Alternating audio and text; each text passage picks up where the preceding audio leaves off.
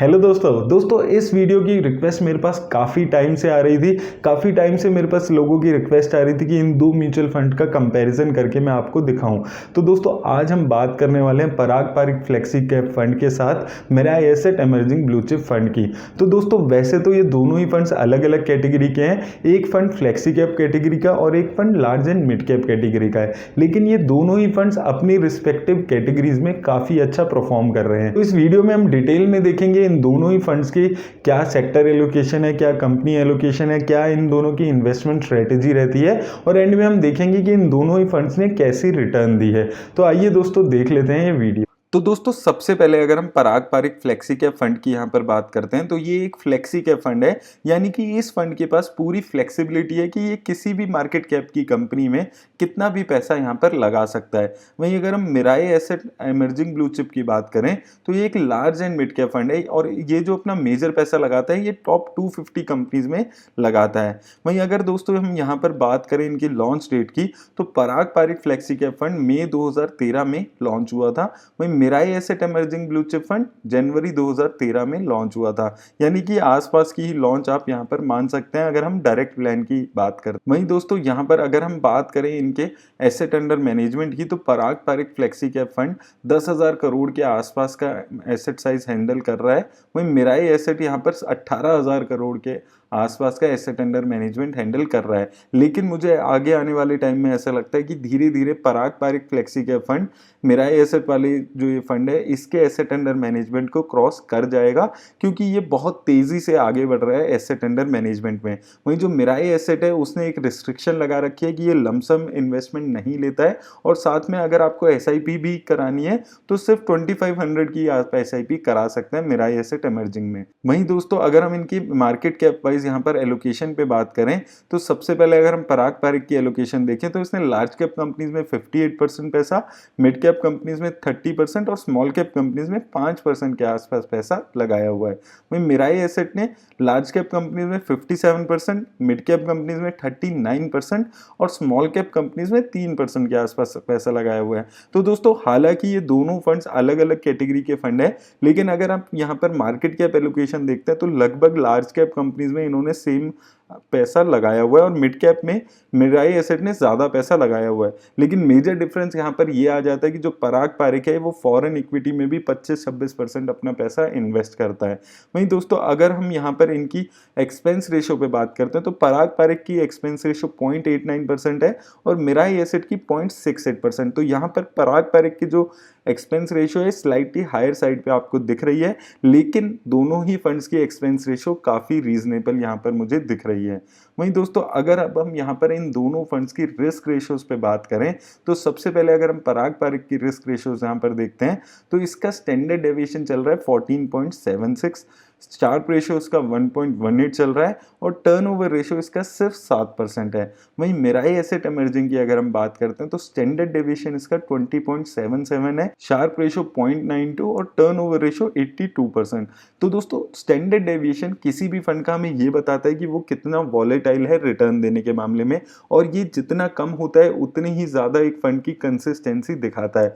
तो अगर हम स्टैंडर्ड डेविएशन पे यहाँ पर बात करते हैं तो पराग पारिक की जो स्टैंडर्ड डेविएशन है ये काफी बेटर है अगर हम मिराई एसेट से इसको कंपेयर करते हैं। वहीं दोस्तों शार्प रेशियो हमें ये बताता है कि एक fund better risk adjusted return कितनी अच्छी जनरेट कर पाता है, यानी कि कम रिस्क लेकर ज्यादा रिटर्न कैसे जनरेट कर पा रहा है। और शार्प रेशियो जितनी ज्यादा होती है उतनी ये बेटर एक रिस्क एडजस्टेड रिटर्न को दिखाती है। तो यहाँ पर शार्प रेशियो भी पराग पारिक की बेटर दिख रही है 1.18, और मिराई एसेट की भी अच्छी है, लेकिन इन कंपैरिजन टू पराग पारिक ये थोड़ी स्लाइटली कम दिख रही है। वहीं दोस्तों टर्नओवर रेशियो किसी भी फंड की ये बताती है कि जो उसके फंड में सिक्योरिटीज है वो उनको कितना फ्रिक्वेंटली बाय और सेल कर रहा है, और ये जितनी कम होती है उतनी ज्यादा ये बाय एंड होल्ड की स्ट्रेटेजी एक फंड की रिफ्लेक्ट करता है। तो यहाँ पर पराग पारिक की सिर्फ 7% टर्नओवर रेशियो है, यानी कि ये फंड एक बार जिन सिक्योरिटीज को अपने फंड में ऐड कर रहा है है उनको बहुत ही लंबे टाइम के लिए, बहुत ही लंबी कन्विक्शन के लिए अपने पोर्टफोलियो में ऐड कर रहा है। वहीं मिराई एसेट की भी टर्नओवर रेशियो इसकी कैटेगरी में अगर हम देखते हैं तो काफ़ी अच्छी है, सिर्फ 82% है। लेकिन अगर आप पराग पारिक से इसको कंपेयर करने बैठेंगे तो ये काफ़ी आपको ज़्यादा यहाँ पर दिख रही है। वहीं दोस्तों अब अगर हम यहाँ पर सेक्टर एलोकेशन इन दोनों फंड्स की देखें तो पराग पारिक की जो मेजर एलोकेशन है टेक्नोलॉजी सेक्टर में दिख रही है लगभग 38% के आसपास। वहीं फाइनेंशियल, ऑटोमोबाइल, सर्विस और एफएमसीजी सेक्टर में भी इसने काफ़ी अच्छा खासा पैसा लगाया हुआ है। वहीं मिराई एसेट की अगर हम देखते हैं तो इसने जो मेजर पैसा लगाया हुआ है वो फाइनेंशियल सेक्टर में लगाया हुआ है 30% के आसपास। उसके अलावा हेल्थ केयर, टेक्नोलॉजी, ऑटोमोबाइल और एनर्जी सेक्टर इसके टॉप 5 सेक्टर में यहाँ पर दिख रहे हैं। तो दोस्तों पराग पारिक के जो टॉप 5 सेक्टर है उसमें 84% एलोकेशन है, वहीं मिराई एसेट में 67%, यानी कि जो कंसंट्रेशन है वो एक लिमिटेड सेक्टर में रख रहा है पराग पारिक। वहीं मिराई एसेट ने काफ़ी सारे सेक्टर्स अपने पोर्टफोलियो में यहाँ पर ऐड किए हुए हैं। अब दोस्तों अगर हम इनकी टॉप 10 कंपनीज पे यहाँ पर बात करते हैं तो Parag Parikh flexi cap fund ने सबसे ज़्यादा पैसा बजाज होल्डिंग्स में लगाया हुआ है 8.1% के आसपास, वहीं आईटीसी में 8.1%। उसके अलावा Microsoft, Facebook, persistent system, Indian energy exchange जैसी कंपनीज यहाँ पर आपको टॉप 5 में दिख जाएंगी। उसके अलावा hero MotoCorp, HCL technologies, Amazon और गूगल जैसी कंपनीज इसके टॉप 10 में शामिल है। तो दोस्तों यहाँ पर आपको वैल्यू ओरिएंटेड कंपनीज के साथ साथ फॉरेन कंपनीज भी यहाँ पर अच्छी खासी दिख रही हैं। वहीं दोस्तों अगर हम मिराई एसेट की बात करते हैं तो यहाँ पर इसने सबसे ज़्यादा पैसा आईसीआईसी बैंक में लगाया हुआ है 6.5% के आसपास, वहीं एचडीएफसी बैंक में 6%। उसके अलावा इन्फोसिस, एक्सिस बैंक, एसबीआई, भारतीय एयरटेल जैसी कंपनीज यहाँ पर आपको दिख रही हैं। तो दोस्तों अगर मैं इन दोनों कंपनीज की इन्वेस्टमेंट स्ट्रेटेजी को आपसे डिस्कस करूँ तो जो पराग पारिक है वो मेजर अपना जो पैसा है वो वैल्यू ओरिएंटेड कंपनीज में और फॉरेन इक्विटीज में इन्वेस्ट कर रहा है। वहीं जो मिराई एसेट है ये ग्रोथ ओरिएंटेड कंपनीज में अपना मेजर पैसा इन्वेस्ट कर रहा है। तो ये एक मेजर डिफरेंस आपको यहाँ पर दिख जाएगा इन दोनों की इन्वेस्टमेंट स्ट्रेटेजी पे। वहीं दोस्तों कई लोगों का मेरे पास सवाल आता है कि क्या हम लोग इन दोनों ही फंड्स में इन्वेस्ट कर सकते हैं, क्योंकि ये जो दोनों ही फंड्स है ये काफ़ी अच्छा परफॉर्म कर रहे हैं। तो दोस्तों उसके लिए हम एक बार इनके डिटेल पोर्टफोलियो देख लेते हैं। तो पराग पारिक की जो पोर्टफोलियो है उसमें 26 कंपनीज अभी हमारे पास अवेलेबल है।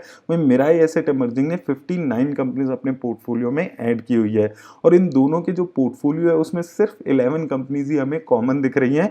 और जब मैंने इनका कॉमन शेयर निकाला है तो सिर्फ अराउंड 27 to 30% कंपनीज ही यहाँ पर कॉमन दिख रही हैं। और दोस्तों अगर दो फंड्स में सिर्फ 27 to 30% ही कॉमन शेयर्स है तो मेरे हिसाब से अगर आप ये दोनों फंड्स भी अपने पोर्टफोलियो में ऐड कर लेते हैं तो आपको ज़्यादा ओवरलैपिंग यहाँ पर नहीं हो रही है। लेकिन आपको ये चीज़ समझनी है कि इन दोनों ही फंड्स में जो इन्वेस्टमेंट स्ट्रेटेजी है वो कंप्लीटली डिफरेंट। पराग पारिक एक कंसंट्रेटेड फंड है जो सिर्फ 26 कंपनीज को अपने पोर्टफोलियो में ऐड किया हुआ है, जिसमें से मोस्टली कंपनीज जो है वो वैल्यू ओरिएंटेड और फॉरेन इक्विटी है।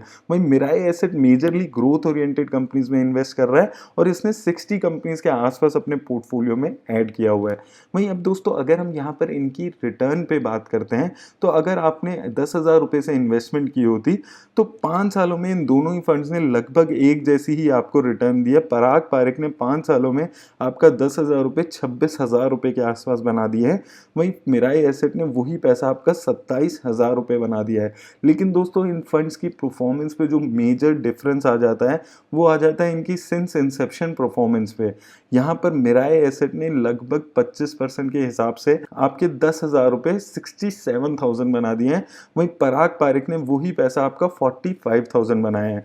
तो दोस्तों रिटर्न इन दोनों फंड्स ने अच्छी दी है, इसमें कोई डाउट नहीं है। और अगर हम पिछले 5 सालों में देखते हैं तो लगभग एक जैसी ही रिटर्न इन फंड ने आपको जनरेट करके दी है। वहीं अगर हम एसआईपी इन्वेस्टमेंट पे यहाँ पर बात करें तो एसआईपी इन्वेस्टमेंट पे भी अगर हम पिछले 5 सालों में देखते हैं तो अगर आप 1,000 रुपये पर मंथ से इन्वेस्टमेंट कर रहे थे तो इन दोनों ही फंड्स ने लगभग एक जैसी ही रिटर्न यहाँ पर दी है। 5 सालों में 60,000 की आपकी लागत इन फंड्स ने 1,10,000 रुपये के आसपास बना दी है अगर आप 5 सालों से इन्वेस्टमेंट कर रहे होते। तो दोस्तों पिछले 5 सालों में इन दोनों ही फंड्स ने लगभग एक जैसी रिटर्न दी है और दोनों ही फंड्स ने काफ़ी अच्छी रिटर्न दी है। लेकिन इन्वेस्टमेंट स्टाइल इन दोनों ही फंड्स का काफ़ी डिफरेंट है, जो हमने इस वीडियो में अभी पहले भी यहाँ पर डिस्कस किया है। और अगर आपको इन दोनों फंड्स को अपने पोर्टफोलियो में ऐड करना चाहते हैं तो यहाँ पर जो इनका ओवरलैप है वो सिर्फ 25 to 30% ही हो रहा है। तो यहाँ पर दोनों फंड्स को ऐड करने पे ज़्यादा ओवरलैपिंग भी नहीं है। लेकिन किस फंड को अपने पोर्टफोलियो में ऐड करना है वो आपको ओवरऑल पोर्टफोलियो पे बहुत ज़्यादा डिपेंड करता है कि आपके पोर्टफोलियो में और कौन सी कंपनीज हैं और आपका रिस्क प्रोफाइल क्या है। अपने रिस्क प्रोफाइल को समझकर और अपने ओवरऑल पोर्टफोलियो को समझकर ही आपको किसी भी फंड में यहाँ पर इन्वेस्ट करना बहुत ज़रूरी हो जाता है। दोस्तों मेरी तरफ से यहाँ पर आज इतना ही। उम्मीद करता हूँ इस वीडियो से आपको समझ आया होगा कि आपको इन दोनों में से कौन सा फंड, अगर आपको कोई एक फंड ऐड करना है तो कौन सा करना चाहिए। अगर आपको ये वीडियो अच्छी लगी है तो इसे लाइक और शेयर ज़रूर कर दें। धन्यवाद।